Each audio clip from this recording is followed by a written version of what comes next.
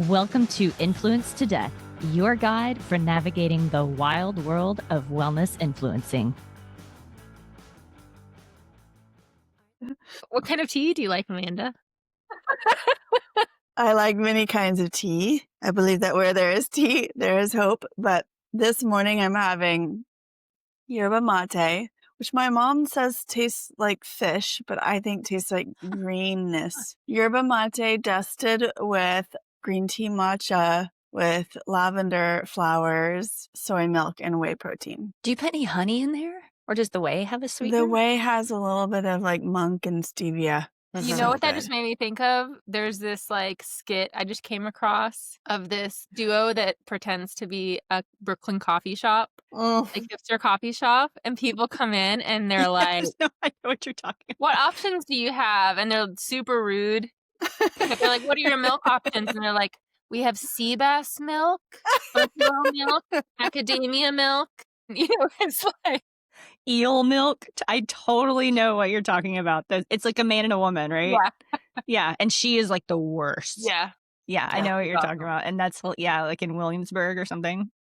I just got found out. But I will say, at least I'm not a jerk when I go to the coffee shop. I'm like, whatever you have, honey, it'll be just fine. Oh, I'm a total asshole when I go to I'm not an asshole, but I am a picky shit. But I say, like, I'm sorry, I'm a picky shit. I'll tip you really well. There's actually a coffee shop here that they have, it's Piper's, is in Paducah. They use non-homogenized milk. They have, like crunchy milk, and they make a killer green tea latte. But I usually just make it at home. Like I normally will drink matcha with soy milk. We get that Westlife soy milk by if they sold it in 5-gallon buckets, I would probably buy one. And then I can go through honey. I sweeten it with honey, but I go through gallons of honey a year. It's probably the carbohydrate I eat the most of. Okay, so if you're at a coffee shop and you're like the picky person, I'm just curious, what does that look like? Well, usually I'll just get like tea, just plain like water and a tea bag. Okay. But I'll I can't drink coffee. Coffee totally wrecks me. Like I love coffee, but so there's this is Influence to Death. By the way, we just hit record because this episode is about kind of like what happens in the background, just some studies that we've been reading or things we've been seeing that we want to discuss. But Amanda started to talk about her tea and we were like, we're just going to hit record. So today's a little more informal. We're all here and we are a podcast. So that's what you're listening to. What was I saying? The last time I had coffee, there's this wonderful coffee company, Purity Coffee, and we mentor them through this organization that I work with, like their business. And they have this great instant branch called Sacred Cups. It's wonderful. Like I looked into it, amazingly sourced, super ethical. It's delicious. And so I had an appointment with the woman who owns it. And I was like, I should just try some of her coffee. It's been years since I had coffee. And I swear to God, I could have snorted an 8-ball of Coke and been less wound up than I was. Wild.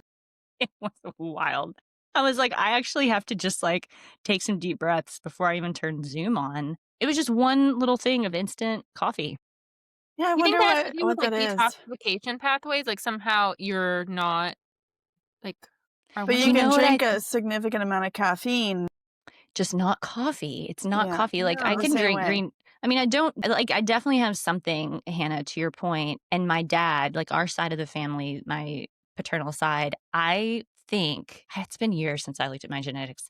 I think we are comped where we can't break down catecholamines very well. Okay. And we get wound up easily and can't settle down. So it was like a joke in my family when I was a kid because I had that and IBS, but nobody knew about IBS in the 80s. And so they would be like, oh, when she gets nervous, she farts and will shit her pants. Because I was so anxious. I always had anxiety. I remember watching movies as a kid and being so anxious and I couldn't name it. And then, I would just fart and fart and fart. And I mean, that must be a direct connection, though, that the catecholamines would build up in the enteric nervous system itself. Dude, I finally kind of figured it out and tried to put the pieces together. But anyway, I'm drinking matcha. Well, Hannah, we have to know. Are you drinking anything this morning? I'm drinking coffee. This is my second cup. I can drink quite a lot of caffeine, even like before sleeping. It doesn't like affect me. I don't know why. I didn't start drinking coffee until I was probably like 24. I didn't like the taste of it. I would drink tea before that. And then It's when I was because you're God's favorite, Hannah, that's why it doesn't affect you. Chosen one. what does that mean? Can I It get just that on means a shirt? you're so lucky. I am jealous. I don't I know. know. I think I'm just gonna start wearing like coffee, like essential oil or something because with you, I can drink a gallon of like yerba mate or green tea and extract and be fine, and I'll drink one Yeah. cup of coffee and be like, "Ugh, I It feel does weird." have a different, like, feeling that other caffeine doesn't have, but for me, that only happens if it's extra strong or if Hmm. it's black, and it's like I almost feel like it for me, it's like the taste, the bitterness. It's kind of like taking a shot of, like, some kind of, like, bitter alcohol bitter like, it's just like a, "Ooh," that's, like, really the flavor. Hmm. But as far as, like, the maybe it's the acidity, I don't know what it is. It's different than, like, you know, other caffeinated drinks. Yeah, But it's I think also, I don't know, relative like, some people drink a lot of coffee. a And I was lot. reading I can't remember where it was, about, like, the average amount of cups of coffee and then, like, health outcomes or something, and, like, some people drink, like, 5 or more, 5 to, like, 10 cups a day. Mhm. I don't know if I hit that. Maybe I can't actually handle coffee and I just, like, only drink a couple cups, and so I think, like Mm. Dude, I'm gonna tell you the last, like, coffee run I was on, at the end of it, I had to get an echocardiogram, so you can handle it a little bit. I was on a run and my heart skipped so hard, I was like, "Today's the day, I guess." well, I'm allergic to weeds. You know, that's my Oh, thing. yeah, Yeah. that's That's when I have Andrew to is go to the yeah. hospital. Whoa, you're, like, really allergic, like To Yeah, it marijuana. must be yeah, to something it's marijuana. not CBD, it's something else, like some kind of psychoactive compound in, like, THC, but I don't know what it is, and you just don't know, and, like, I found this out at a younger age, but I have, like, a seizure, like, and, like, Wow. blackout, like, my heart starts going, like, extremely Okay, now uh, can you eat hemp? yes. Okay, interesting. Because Wow. Yeah, I Andrew think is like, actually allergic to it, like big fan of all things what is the family name, like, sativa? You know, like, I know that's a strain, but he loves that family of plants, but mhm. he can't eat hemp either. Like, he's sensitive Do you to the get, like, a whole rash? he gets extreme nausea and actually syncope, like, he'll pass out. Yeah, that's how yeah, I pass out too, yeah. God, so wild. Okay, and here's something that I Oh. think is interesting because are you celiac, Amanda Jones? No, my husband is. Okay, Oh, but you're wow. sensitive, like, you're because you have I have Hashis. Hashis, and I definitely I just kind of eliminated it based on like a statistical Yeah. just, analysis of how can I try to help slow down the disease progression that's happening in my thyroid, and that seemed worthwhile. And then now that I eliminated it, when I reintroduce it, it's clearly like, oh yeah, that's not good for me. I just wanted to, like, point out so am I've never had gotten the extreme system to get diagnosed with celiac, but have all of the genetic markers, the symptoms. Hannah, you are also celiac, right? Well, in the same boat as you were, I never was diagnosed, but I had all the symptoms, and then I stopped eating it a really long time ago, but I have the gene one of the genes for it, and it runs in my family. Mhm. And then we all I mean, I'm pointing this out. That sun is just I know, obliterating you. Are you okay? I was like, it's about to come in and rob you. vampires in Twilight for a second, I was like, I just saw you get like more and more shriveled up. Coffee is often discussed as a cross reactive food for people who are sensitive, like reactive to gluten. Uh-huh. And we all react differently. I'm just pointing that out because I think it's a learning moment. People will often be like, oh, if you are sensitive to gluten or reactive to gluten, you should avoid coffee if they've had any exposure to the Cyrex education, right, Cyrex Mhm. labs, all or the also cross-reactive foods. what's the supplement company that was really associated with them? Apex Apex Energetics. energetics. But it's individual. It's Mhm. totally individual. Like, I Anyway, can eat oats. You can't eat oh oats. god, oats. Or worse for me, I could eat wheat easier than Yeah, oats. that's wild. Mhm. Y'all Totally. blew my mind on the whole allergic reaction to marijuana and what that would look like. Like, it's not typical anaphylactic. It sounds really No, different, like more autonomic, because I feel like I'm gonna die if I eat or smoke marijuana. I mean, it's just a hellish experience for me. mhm, I get profound existential anxiety, first of Yeah, all, yeah, and that's so why. It's because you're existential. but I feel like, it feels almost like my nervous system turns to metal or something, and I get pain throughout my muscles and my spine. I feel like I can't breathe right, and then Mm. I start to feel like I'm gonna pass out and Oh, die. yeah. Yeah. I'm I like, don't maybe there's feel that way, something but weird. Maybe Yeah. there's something about that. I don't know. I mean, My it's a heart powerful rhythm. plant, Mhm. but I mean, Amanda, we're both extremely existential, like, think about death a lot, ponder our existence, wonder why we're here, whatever. So if I'm really heady, like, if I'm in an anxious period and I smoke herb, I feel like I've made deals with God. Like, Oh, if I eat this whole loaf of bread and say a rosary, would you please let me survive this experience? But then if I'm not anxious, you know exactly what I'm talking about. I understand why people call the cops when they get like if they eat herb Yeah. and they have these like psychedelic because uh-huh. herb can be really psychedelic when you eat it. But then if I'm not anxious, I can smoke a J and sit outside and stare at the sky and be like, I know Uh-huh. exactly why we're here. Oh my gosh, Uh-huh. can I tell you guys a quick story about that? Uh-huh. Yeah. So I think this is fine to say live to lots of people. So when I lived in Portland, Oregon a long time ago and I had met my husband before we got married and we were dating, he was staying with me. And this is actually the last time that I consumed anything like that because it was such a bad reaction. And Hmm. it was baked into brownies. Classic. And, that actually was worse, I think, because of the wheat. So I broke out in hives everywhere combined with the, like, Oh gosh. blackout and stuff. Oh, Um, honey. Oh. but so once that was realized, we were like, "I'm not gonna eat any more of those." So there was this whole, like, pan, and I lived in a house with, like, 7 other people, like, this big old house, and we forgot about them and left them on the counter and, like, put, like, foil over them, and they had been, like, cut out. We just didn't think about it because it was a really stressful we were like, "Do you go Yeah. to the ER? Like, what should we do?" Hmm. And so, in the morning, I woke up and I went downstairs, and one of my roommates, who was a super straight, laced girl who was in nursing school, she had told me she was getting ready for her, like, final nursing exam. Oh I my think you know where this God. is going. She's standing there in the kitchen, and she turns around, it's, like, early in the morning, she looks at me, and she's not there. Blitz. And she goes, "I was just looking at the clouds. Wow." And I was like she was like, "And it's my birthday, and someone made brownies for me." My God. Whole body just, like, sunk, and I was like, "Did you eat those?" And she was like, "Yeah, but now I just can't stop looking at the clouds. I have to go to school." That's what herb's good for.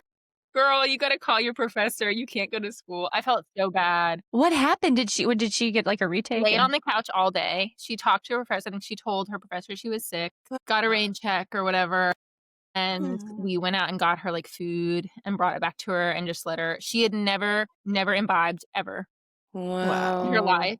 She was probably, like, 25, Wow. 26 years old. I just, like it was funny, but also I felt bad, but I think she was okay. I Yeah. think she was having a good time. Yeah. Oh, I've talked to God in like, please save me. And I've also talked to God like, thank you so much for this amazing existence, both on weed.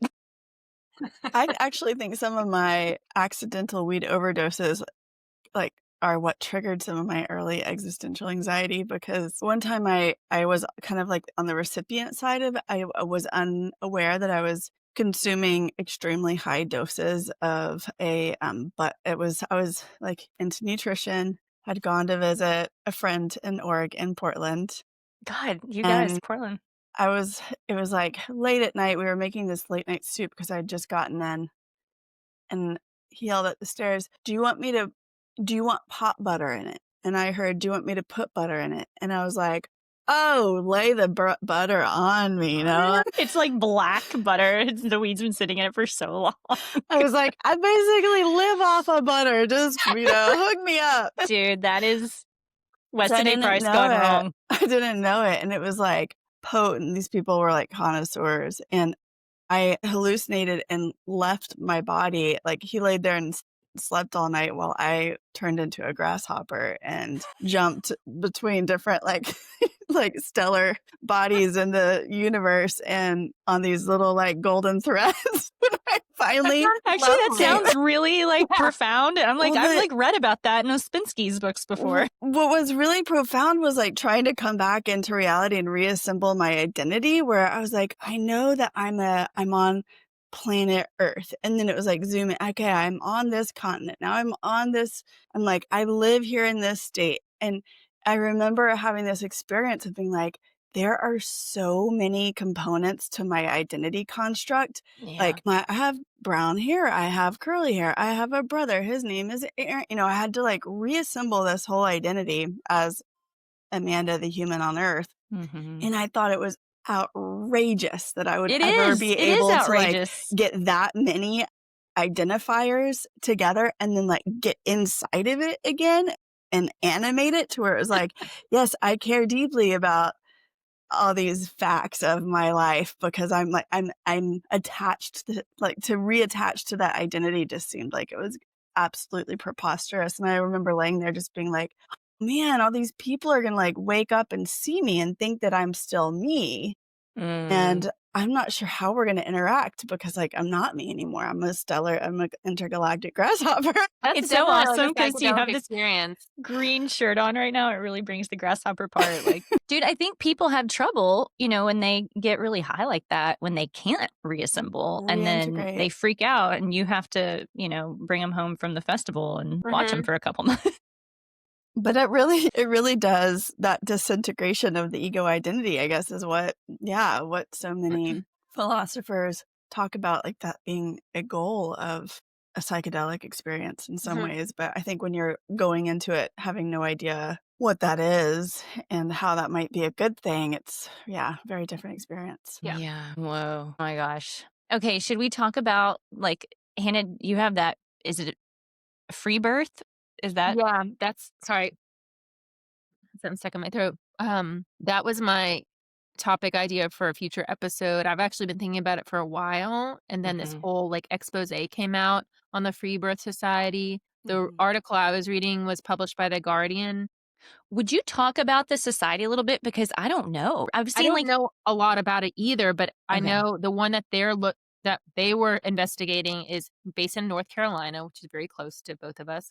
Mhm. Um, two women that run it.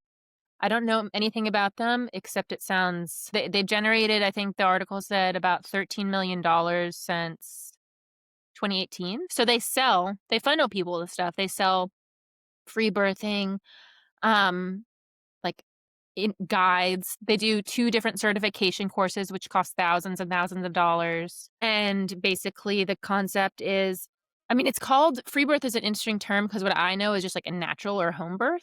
I'm They're looking very them up on strong. Instagram while you're talking so we can. So yeah, I wanted to talk about their social media presence since I'm not on Instagram right now.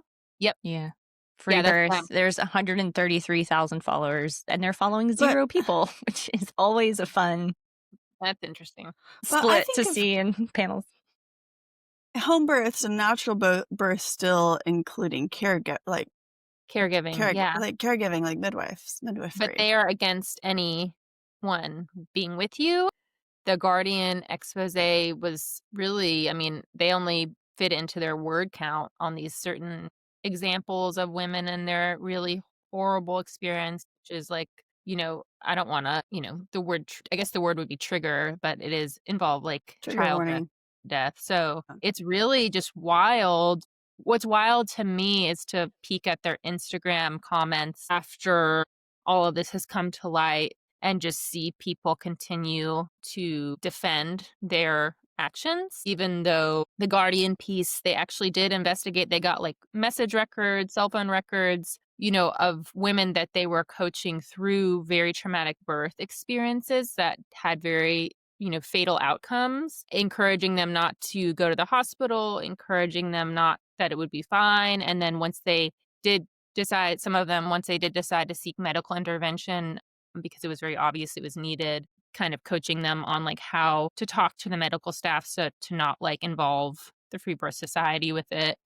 To lie, And, to and then obscure. denying that to reporters, but yet there's all of the records of it. So sounds very intentionally manipulative and insidious to me based on just reading that article. But the reason I got interested in it, I think last year, wanting to talk about like home birthing and like the crunchy, natural birth, like kind of like influencing was because of my birth experience, and it was really intense. Not what I anticipated would happen, but it was traumatic, and it would have been really bad if I didn't have medical care. Mhm. So just thinking about it, from the mindset of, like, the influencing space where I think, Amanda, you mentioned this maybe in the urine episode, which I love so much, but you were talking about how, like, at some point, it's, like, beyond the actual original influencer, and it's their followers become the influencers, and it becomes much more aggressive and hive mindset than, Mhm. like, it was originally. When you get these people who are if you even ask a question or bring up anything to contradict or just explore further whatever their, like, dogma is, you are just immediately attacked or and that's happened we've talked about that in previous episodes, like, how that will happen in different communities, and so I kinda saw that a little bit in the free birth on their Instagram of people, it's just, I don't know, interesting topic to me because Mhm. birth is there's so many, like same with vaccines, there's so many, like, strong and passionate viewpoints Mhm. on Mhm. all sides, and, like, I want to be respectful of, like, all of them, but then sometimes I'm like, "That's just dumb." Like, "You guys are dumb," and that's dangerous. And, like, I do without know that feeling. well, it's just kind of like, where why? Why do you Well, what want to do it? what I've seen too, like having, had birth, I don't know what a year, given birth 20 months ago now.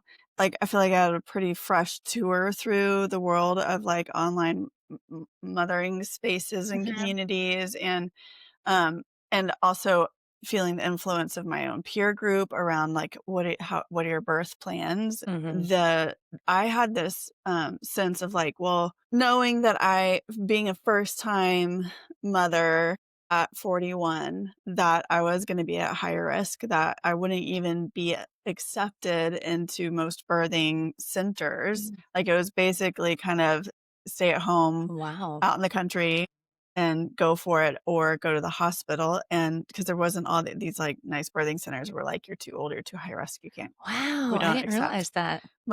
A lot of them are that way, all of them Interesting. in my area. But so I basically didn't have to even that wasn't even a decision because I went into severe preeclampsia before going into labor. So I was in the hospital and they saved my life 100%.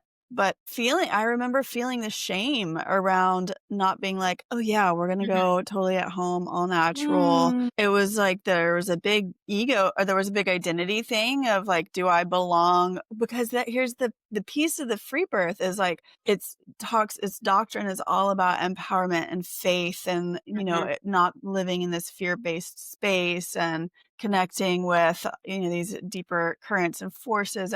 So all of that is like really high-minded. And if you're not, there's this basic kind of maybe unspoken assumption that if you're not free birthing, you are on this lower frequency of Yeah. buying into the fear and that you're creating your own negative outcome through your own fear, which is total gaslighting. It's all your fault. Like, you could have prevented the If That's only you some weren't cult shit thinking. is Oh, what that yeah. is. It is. It's also like you can't feel empowered or free or, all of these high-minded in a hospital. Right. I It's felt just not so accessible there somehow. It's like yeah, there's and like an that invisible wall. You Yeah. walk it in the was hos my experience in the hospital. Granted, I know this is not everyone's experiences and it can be really, really traumatic and terrible care. But my experience was kind of like the food pyramid, where everybody has these assumptions that are like, oh, the food pyramid, blah, blah, blah. And what we haven't used it since like 2010, right? Or for a really long five. And like time. my plate is super Amazing. Amazing. Yeah. super reasonable and great, yeah, but we still have this idea of, like, that it's just kind of cool and unusual, and the same thing was my experience with the hospital. I don't know how yours was, Hannah, where it was like, the providers were reasonable, they're working within a Mhm. limited system. It's kinda like that difference between public health and personal health shows up, but they weren't there to corrupt my birthing experience. They were there to Right. just, like, get it done and get me and my baby out healthy and let us go start our lives. And that was the Yeah. other piece to me. It was like, I think going through a super traumatic birth where I almost died helped me to just kind of be like, I'm fine with whatever. Like I'm not attached to some story about the birth I was supposed to have. I'm Mhm. just getting on with it because what I and doing the best we can to recover. What I realize now as a young parent is that birth, that matters, right? But it's just like this tiny piece of the bigger thing, which is you're starting a family, you're bringing a human Yeah. into the world. Like that's Mhm. the thing that's going to be completely transformative. And I think it's just like there's so much, I don't know, for me, it was more empowering to just kind of be like, the birth was the birth. It really was Mhm. out of my control. And what feels empowering is to move along with our lives And you're alive, honey. and be alive. I mean, look, I'm glad you're alive for your partner and your baby. Good for Mhm. them. But the It helped. non-altruistic side of me is like, if something had happened to you, I would be completely distraught. Like, I am glad you are alive on this planet for Me me. too. No. I mean, it's such a crazy thing to think about. It's like we used to joke in Hawaii that the final detox, because everybody was so obsessed with detox, the final detox is you just die. Mhm. So if you want to have the final detox, yeah, don't go to the hospital when you have your crazy reaction to whatever food or enema concoction or supplement regimen or whatever. It's like it feels like a very similar thing. It's like living is better. Yeah. Also, I'm looking at this article. These women they were doulas. They weren't midwives. Right. And they call them ex-doulas turned social media influencers. I trained to be a doula. Did you all know that? I came home from California the first Oh. year that I was out there working, and they offered doula classes in Chicago. And so I would drive up there and take those classes. Mm. And I remember finally I was like, I'm just not that into kids. Like if I like, got through or something, like I'm not going to have a kid. This is not the right space for Mhm. me. But it is a training, and it's a It really is, and it's important. important role, But but it's Mhm. that's your role. You have to stay in yeah, that you're lane. not the midwife, you're not the doctor, you're support for that woman and her family and the bridge between the medical team and them, and you, like, do what you also are like a conduit. It's not Mhm. you, it's you. This is interesting. You do what she wants, and it sounds like with this, they're kind of saying, "This is what we think you should do." Yeah. Oh, yeah. Is Yeah. this linked to like the trad wife movement and this? I mean, it kind of just feels like a whole thing of like pushing women back into the dark ages and telling us it's what we really want and will be good for us. Yeah, that's a good question. That's another topic we really wanted to do, which maybe we will in the future. Yeah. Which now we were talking about it before it kind of blew up and people started making fun of it and like really digging into it and like investigating it. Yeah. But I wonder, I don't know. I just don't really understand what the motivation, like for those women, like, are they just unhinged? Like, are they just mentally unwell? And so can you even rationalize it? Like, what would your motivation be to have that influence over all those women and essentially control their birth experience because you've more or less kind of brainwashed them into believing that this is necessary. Like, why do you want to do that? Maybe they Dude. had some.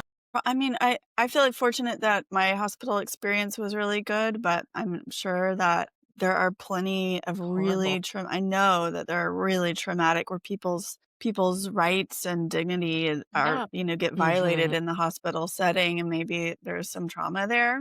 I don't know. But there's also millions of dollars, right? Yeah, Yeah. there's a podcast associated with it, it looks like. Yeah.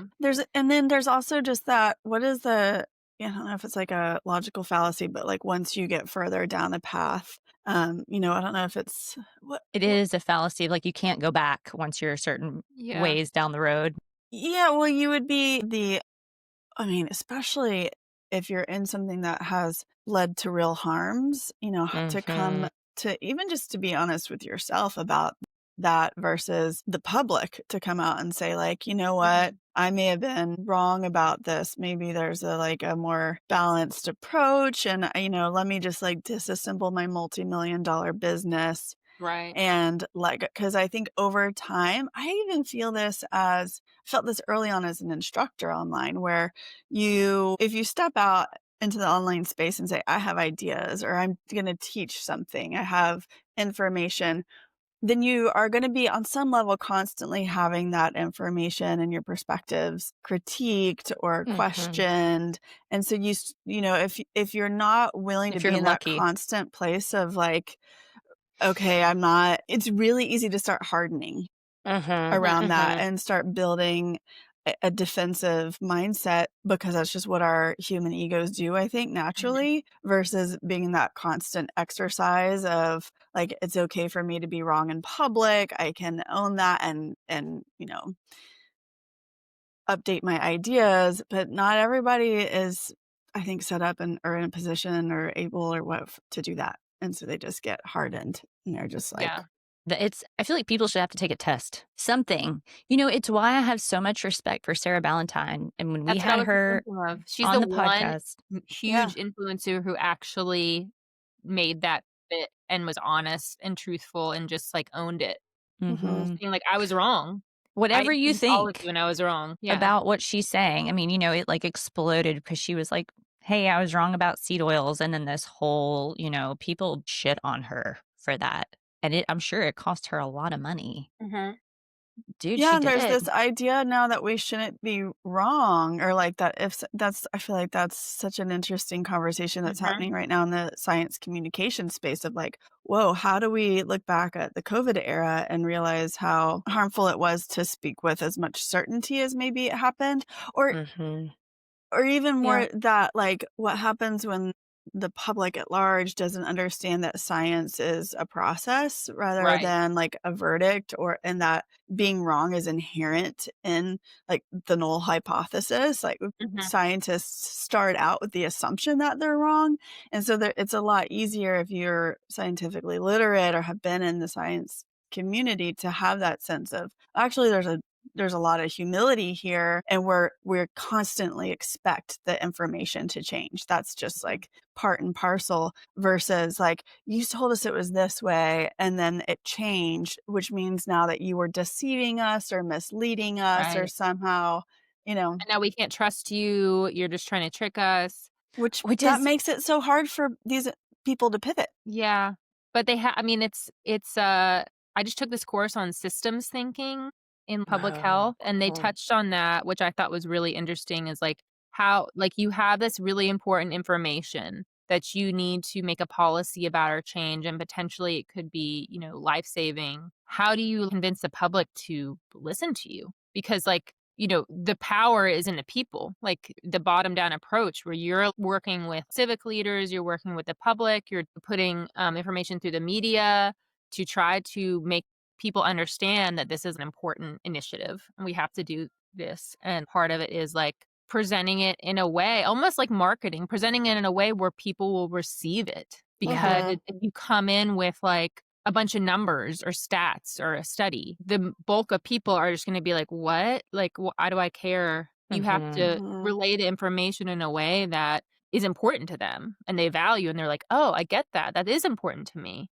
Like, maybe Mhm. this one thing I don't care about, but this outcome I do care about, I mean, you see Mhm. that all the time in the way that also, health marketing works, where you're talking about their pain point Yeah. instead of like process. It's like, if you're not science literate, and that's nobody's fault because we're just, well, it's the way our society is set up fault. Like, we're Yeah, we're also failing people on education, but like, mhm. it's just, if you don't have that, then Yeah. you're not going to get it. And that's okay. Yeah, I mean, this is my understanding from reading rationalist writers, trying to understand fallacy, like, first principles thinking is that people respond to emotion. Hmm. So it's why I own a marketing agency. I actually don't care about marketing. It's a meta reason for owning that agency because what I do care about is people getting solutions and not being in the situations. I think probably all three of us have been in situations in conventional and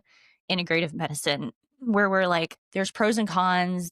We've seen harm in both. And Hmm. there's like an umbrella way of looking at that where it's like, wait a second, there's solutions that people need from both of these worlds. And if we get stuck, we're not going to find those solutions. And then knowing, Hannah, exactly like what you're saying, the best marketer wins. I mean, look, I look through this lens all the time now. When I look at Donald Trump, I'm like, he is a genius marketer. This is my personal belief. He has a persona that he's putting on that his followers respond to.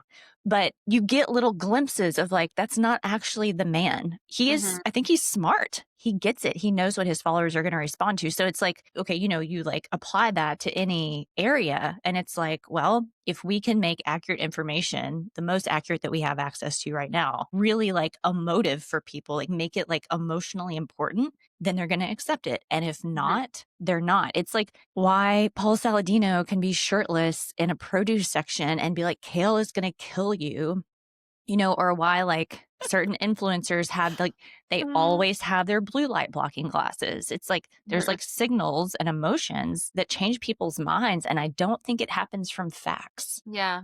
It's Yeah, not how we you, work. made a really good point in the pee drinking episode where, like, you were talking about that influencer aesthetic of I haven't seen these guys, but I can visualize it based on how you describe them. This kind of, like, maybe a little older, like 50, but, like, ripped, like, gray hairs, Ripped. and he's like, "Yeah, Very chest, rubbing his urine on his like super you just drink tanned. this, like, fresh pee or whatever." But if it was, like, this gross guy with, like, urine dribbles all over his mouth and he was like, "Ah, this is the stuff," like, Yeah. nobody would it would be disgusting, right? Yeah. So it's totally what their whole Yeah. aesthetic, their marketing, they're selling Yeah. it. By the Yeah, pool. so Amanda, I'm going to segue a little bit based on what you said about COVID because I just happened to be mindlessly scrolling, as you do, on Instagram the other day, and I'm not familiar with Dr. Kara Fitzgerald's work, hardly at all. Are you all familiar with her work? Yeah, She's a a big little. podcaster, right? That's like kind of supposedly in the evidence-based I kind was of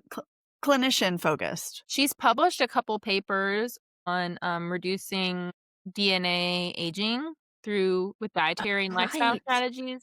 Right, That's right. when I started becoming interested in her. She also had a CNS, when I was after I graduated from UWS, when I was still planning to do my CNS internship. I think she had an internship, and I was looking into it, but what you found, Victoria, is really cool, I think, in her Yeah, okay, and just for people to know, so we all 3 went to through the same, God, coaching nutrition program and graduate school, and then when you graduate with a certain level of nutrition education, you can go through it's the American Nutrition Association, right? That you go through this, like, extremely rigorous set of, like a bullet list of you have to do all, like, hours, mentorship to become a certified nutrition specialist and then you take an exam, right? So that's what you're talking about. And so a lot of people will offer like those mentorship programs and you pay them to help you, to Mhm. be your mentor. So yeah, so I happened to just be scrolling. I didn't follow her. I'm trying to see. I didn't even follow her after this, but I probably will. She posted the study update post, and a lot of people are doing this now. Like Hannah and I do this for some of the people that we do marketing for, where it's like, here's new research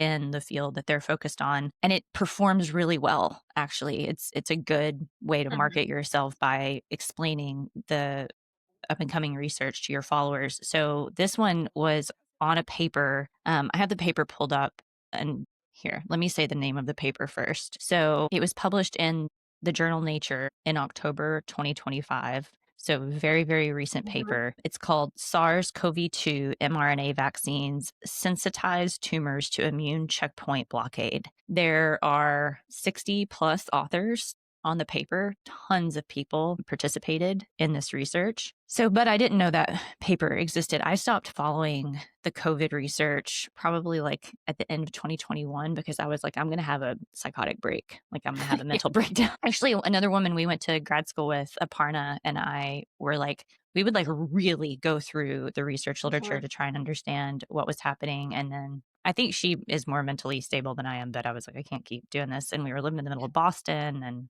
to your point, Amanda, it was like a lot with COVID. So Kara posted this, and the post is mRNA vaccines, and that's bolded, may boost cancer immunotherapy response. 2 times higher 3-year survival with mRNA vaccines plus immunotherapy. And then she gives some points from MD Anderson where they started to see this pattern.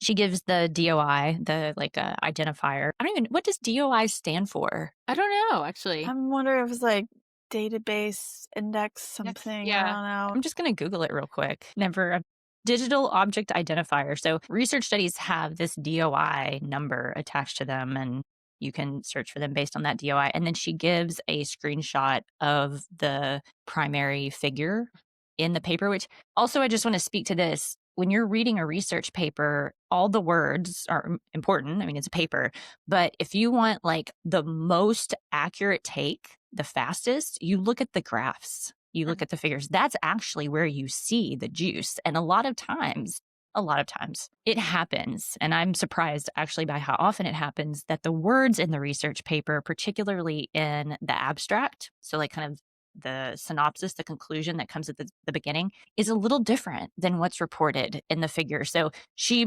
provided a screenshot of the figures. I actually read the paper last night and it's over my head. Like it took me a long time and I could feel like I would need to read this 2 or 3 times, like sitting at my computer, not on my phone, look up some of these words, Mhm. understand the context. I have zero experience with cancer research. I'm not an oncology nutritionist. I've never gone deep into that. I have mentors, thankfully, that have, and I really trust their takes, but it's not my wheelhouse. The reason though that I wanted to bring this up is because I like stumbled across this post and then I happened to look at the comment section. So she's functional. Mhm. She's an integrative in the integrative space. And you all, these comments are some of them are unhinged. Like, people are pissed that she's saying the vaccine for Pfizer vaccine could have benefits or what? Yeah, it's not just Pfizer, it's any mRNA Okay. vaccine. So I think Okay. Pfizer and there's another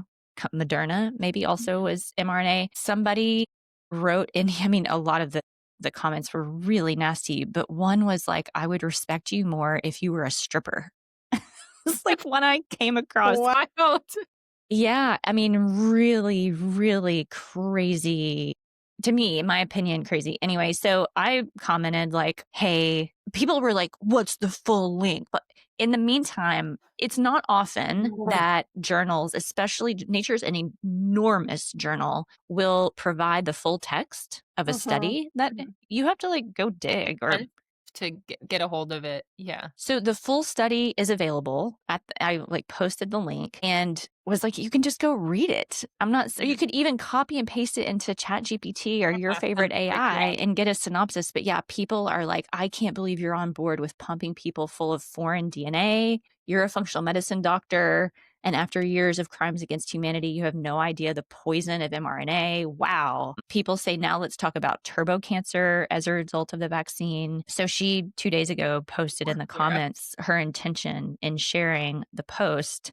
Um, People can go and find her and read this. And even in her comments, she said, to be clear, I still believe some vaccines should be avoided in certain individuals. And it's like, yeah, well, no shit. I mean, Mhm. not that I'm like getting onto her for saying that, but like, I can't believe her audience doesn't see that. Anyway, to Mhm. me, it was just such an example of like, God, this one comment, you're in functional medicine and recommending the COVID shot. Yeah, that is, A lot of functional medicine well, practitioners recommended it.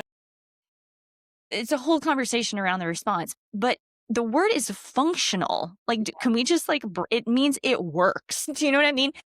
Again, I don't know. I don't have, I'm not a vaccinologist. I'm not an immunologist. I didn't research this. I know there are problems also with the Mhm. COVID vaccine. Like there are studies There are published on like, costs. yeah, there are risks, Mhm. absolutely associated risks. But if you have a type of cancer and you're on an immunotherapy and they're seeing this pattern, again, it's just maybe it's a solution. Like, shouldn't we talk about that? Right, we You have to know? talk Mhm. about it. That's what I don't even know how to really put this into, like, the right words, but that's something that I see that happens so often. I mean, is you just get shut down immediately. It's like, we're not even gonna explore this or be open-minded. It's just immediate no. Like, and it Mhm. really makes me think of, like, the Dunning-Kruger effect that comes up all the time on our episodes, and it's sad because 'cause you're not growing or evolving or increasing your knowledge base with that mentality. Like, it's And like if a you fear of have being influence over hurt. people as a clinician, I mean, I'm thinking like a lot of these people that follow her, like based on the comments, they're like coaches, Mhm. you know, they're talking to their families at the very least. It's like to have zero, yeah, space to bring that in. It's like, well, the people that then you're working with. are affected by that. I guess I Right. always come back to that where I'm like, there should be some kind of test or something before Yeah. you are able to influence the opinions and the decisions of people. If you do it yourself, you get to do yourself whatever. Be Yeah. as Right. precious, however you want to run your life, that's on you. But when you start to talk to other people about whatever, mammograms, vaccines, even colonoscopies, all these different things. It's like, those are people's lives. Hmm. Are you sure? Right. Right. Anyway, I knew that there's, bias, but when I read those comments, I was like, whew. And I would actually love to talk to somebody who does have the chops to go through that paper with me or with Dr. us. Zwicky. I wonder if she would Yeah, we could ask come her. back. That was a great episode, and I expected it to have more engagement, and I wonder if that was another contentious thing where people didn't wanna hear it. Maybe. Yeah. Yeah. Cancer is so one of those things too where you can really spot the kind of conspiratorial mindset, but also the volume of commentary that comes without much education on it. Like, Mhm. there's not a whole lot of people providing. I follow a group called Evidence Based Vaccines, and it's really interesting 'cause it's very like pro vax. But the admins are like, we're not fighting with our opinions here. Like, this is Mhm. evidence based form, meaning like if you want to counter somebody, bring the receipts. Like, we are having evidence based Evidence. conversations. And it's really interesting to see that. It's a completely different, social media landscape in those environments where that's the playing rules that you don't. It's kind of like in Mhm. grad school, being in the forums and having to be, you can't just like show up and say some stuff. This You happened to have my to sister. and It's be Yeah, like, like, it's like, can you provide "Citations some please." citations? Yeah, of yeah. like what even you're talking about. And the thing with cancer too, just being like how much it gets treated as this monolith. And rather Mhm. than like there are many different types of cancers that are Right. receptive to different types of, environmental exposures and interact with the immune system in different ways. And we just tend to have these conversations where it's all just cancer. Yeah, like Mhm. in this study, it was non-small cell lung carcinoma, I believe, and metastasized melanoma. So even in that one study, that like is the one that Dr. Fitzgerald posted, it wasn't just like cancer. It was like Right. they were very specific cancers that they were talking about with And a that's why certain sorry. therapy they had gotten. They had gotten a certain conventional treatment through MD Anderson. So it was like a very specific case. Go And ahead, that Hannah, we've sorry. talked about this before is I think there's a misunderstanding about health sciences, and you see it in influencer personalities where they're like this all-knowing persona and they have like the protocol and answer for all these things, but in reality, the way it's supposed to work is people are experts who are very specifically focused on a certain type of cancer or a Mhm. certain, body system or organ or cell or dietary macronutrient or whatever. And like they are highly specialized on that and an Mhm. expert. Not saying you Mhm. can't have that like wide scope, that general knowledge, you can, but sometimes when it comes down to it, you have to look to these people who have spent like decades studying and keeping up to date and following everything because really like we can't know all of that. You Like can't, yeah. and you can be a brilliant mind, intelligent, wonderful, practitioner. You shouldn't be expected to have all that knowledge. That's just like not Mhm. realistic. And saying that Mhm. you Mhm. do is completely disingenuous and you're lying to everybody, including yourself. Like, I Mhm. mean, there may be an outlier group of people who have that amazing capacity, you Like, know. Sarah Russell is kinda one like, she has a photographic memory. It's one Yeah. of the reasons I love talking to her and having her on, and she also has that paired with extreme critical like, she's humble and has a great critical thinking brain, Mhm. but she can be like, "Oh, yeah, that was in" she can remember, like, page Page numbers. numbers. It's, like, wild. So, yeah, I think there's, like, really specific cases where people have that ability, but, yeah, Hannah, we talked about that with, the parasite episode where, Mhm. we, like, reached out to Graham Rook. okay. Grammar, yeah, and he was like, I've been out of it for, like, 2 years or something, like, I'm not up to date," and I was like, "I'm quitting this entire field. I'm gonna go back to permaculture where I belong outside digging ditches and And I mean, leave that's you all." Can you to be the imagine, adults. like, how do people like Kara who are willing to kind of put themselves in the line of fire hold up to that? I mean, Oh gosh, yeah. and this is so political too, which I think health is political because it Totally. is policy Mhm. based, but Yeah.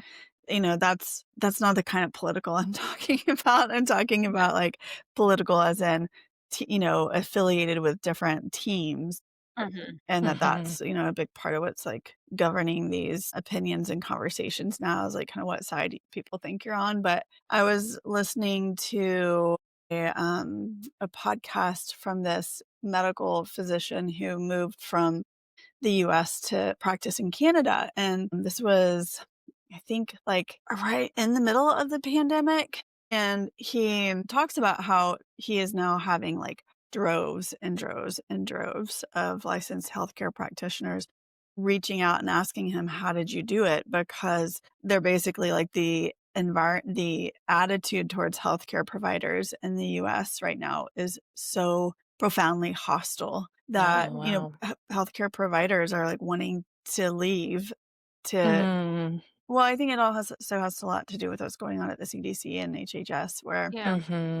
they are not feeling protected, and there's this, there's an additional layer of like adding this conspiratorial mindset Yeah. towards healthcare providers. This guy was talking about how like if you go back and study history where you're in kind of authoritarian, oh, now I'm getting political, but where you're in like authoritarian That's takeovers, they people go go after over certain media, they go after legislators, and they go after scientists, Doctors. especially Yep. health Yeah. scientists. And yeah, it's just sad to think that there's that much vitriol towards people who have indeed dedicated their lives to trying to figure out how to reduce human suffering. I Yeah. mean, yeah, it just, especially somebody like Kara Fitzgerald, she's no Bill Gates. There's not like, you Bill know, Gates isn't even Bill Gates the way that Bill people Gates talk isn't about even, Bill yeah, right. Gates. But at least what I mean is like, You all the know. fodder is not there. Like she's just Yeah. a right. woman who has been trying to guide clinicians in best evidence-based practices online Mhm. for a Yeah. while. And yet she could be targeted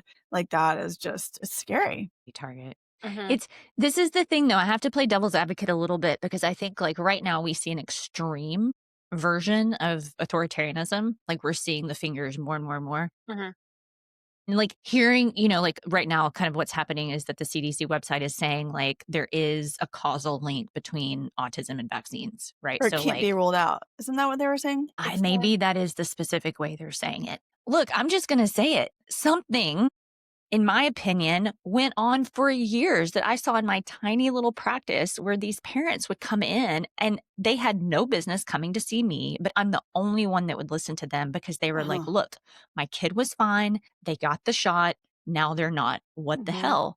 So if you don't have the ability to like parse out, like there's triggers versus cause, there's different genetic profiles, then you do start to think vaccines cause autism, right? It's like before I like had that, I had to study that and still am studying that ability to like pick apart the specifics because it's not the way that my mind naturally works. Like I'm very tribal naturally. We've talked about this in the podcast. Like Hannah is a much better, like kind of like skeptical, critical thinker than I am just naturally. So to see that come up, it's like, okay, yes. And, the administration that was in control before was saying like, and you hear it on, I listen to NPR most of the time, our affiliate here. I love them and support them and donate. And, it's like big supporter, but like they're saying like there's no science to show that.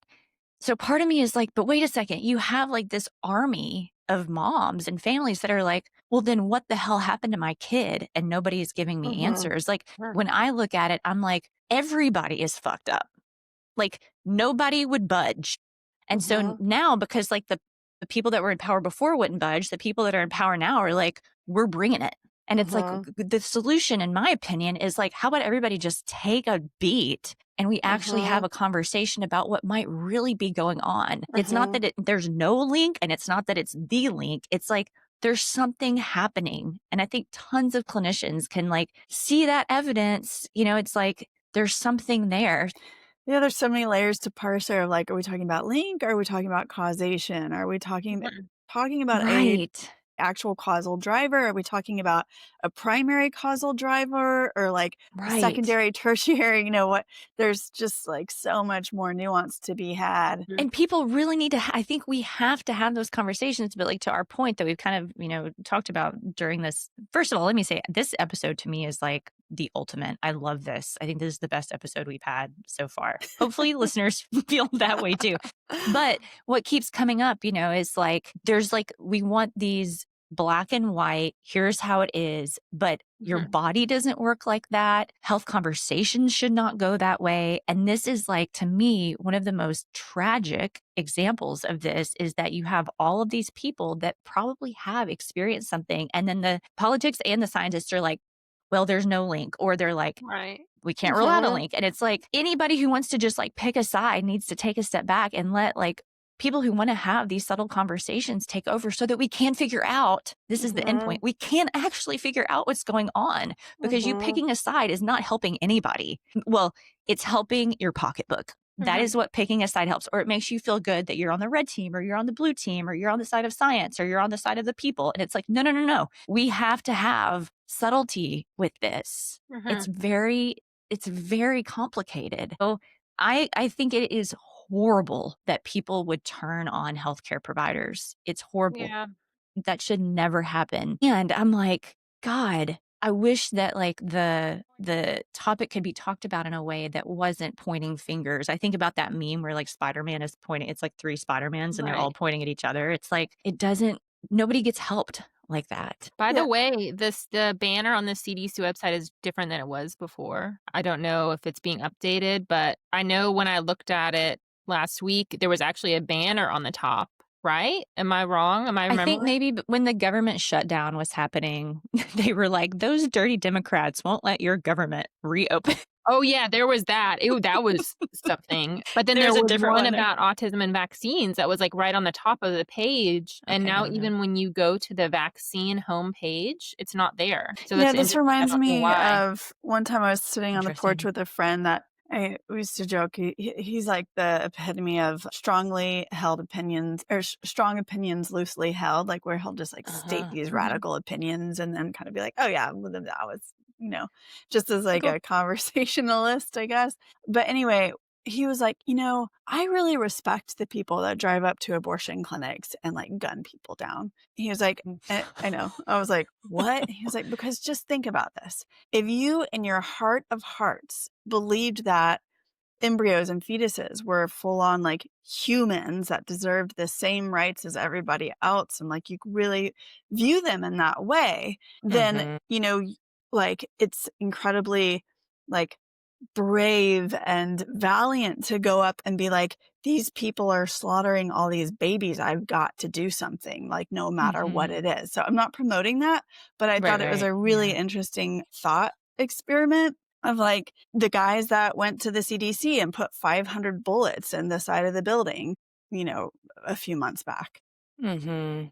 They really believe in their heart of hearts that the CDC is running a campaign to off, The populace. the populace. And Yeah. so if you really believe that, then it gives you a little grain of sympathy with these people that are like committing these seemingly neurotic attacks, right? Yeah. And I think that it just comes back to the information landscape and how do people get radicalized into such strong beliefs that That's the thing. Like, religion does that for Mhm. people, and to me, what is a very calculated political movements do that to people. It is another yes. example of influence to death. We're in our little world, but that absolutely happens with religion and Mhm. politics. It's just not my field. So I'm not having a podcast about that. But I mean, Yeah. that's the problem with the political landscape right now. I think that it is not communicated super well, but my husband and I talk about this all the time. It's like directly, maybe you could kind of be like, okay, we don't, maybe this doesn't look great. But the indirect effect of people feeling like they have permission to act a certain way, to think a certain way, it like taps in to what I believe is fueling it, our like evolutionary drive to be tribal, to like react, to have these strong opinions without like the subtle information backing it. and then people get radicalized. That's the problem. Ideally, we would have somebody in charge of religion, politics, health, everything that's like, "Hey, we're gonna have like public forums." This is I've never even thought through what would it look like. Maybe I should and like to start to Let help us create know when this. you've got the model. Yeah. Well, I mean, part of this is the podcast, right? Is like to have something, some way of publicly speaking of like we have to sit down and like discuss this and come and like go through the complexity that is whatever topic it is, politics, Mhm. health, religion, da da da. It's like, but that is not what like drives people, especially in a way that is radical. Humans, again, to go back to, we are extremely driven by emotion, and it is hard to separate. But again, personally, and you get to believe whatever you think. If you have influence over people, I guess even if you're a parent, right, this comes up. I can't even imagine. But I'm careful even when I talk to my husband about certain things because I'm like, I don't want to like drive you in a Yeah. direction that might not just be right. It's like when you're influencing people, that subtlety has to be there. Yeah. Well said, Victoria. Oh, I get so wound up about it. So I just don't. here's the point. Okay, so I found the page on CDC autism and vaccines. Key points. The claim vaccines do not cause autism is not an evidence-based claim because studies have not ruled out the possibility that infant vaccines cause autism. Studies supporting a link have been ignored by public health authorities. Second bullet. That's kind of a wild one to me. Yeah. HHS has launched a comprehensive assessment of the causes of autism, including investigations on plausible biological mechanisms and potential causal links. So I feel like it was different before. May I have wish I been, had and screenshotted it. I But also think it may totally have been different before. Hannah, I feel like I see we access .gov a lot to read yeah. research studies. I've seen the copy change on the websites, and I also think like God, we haven't even talked about the role of the media, which Yeah. we don't even have time. I'm like, I have to pee. I don't have time to. Yeah. I have like 1 minute, I think. Oh, and thanks. Okay. Yeah. Yeah. I mean, okay. And this is what I'm going to propose. We should just get together and do this once a week, like Yeah. Yeah. discuss Maybe these people will like topics. it. Maybe not. We'll Let see. us know. Yeah, I we mean, didn't I even get still, into AI and my crazy God, wormhole around that. yeah, it's really cool ideas. And Amanda, to your point, I get the Medscape newsletters. Do you all get those? Not anymore. I used to.